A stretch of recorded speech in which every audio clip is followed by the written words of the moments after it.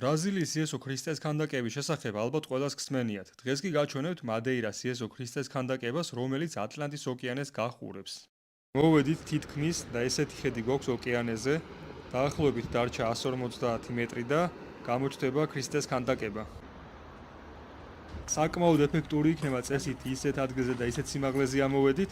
ხალხი აქაც ბევრი არის ტურისტულ ადგილებში. ყველგან ხალხმრავლობა გვაქვს. წინა მხარე არის ძალიან ეფექტური, საიდანაც აი ესეთი კიბეებით ჩავდივართ ქვემოთ. უბრალოდ მე აქ გავჩერდები, დრონს გავუშვებ და ვნახოთ თუ რა კადრები გამოვა.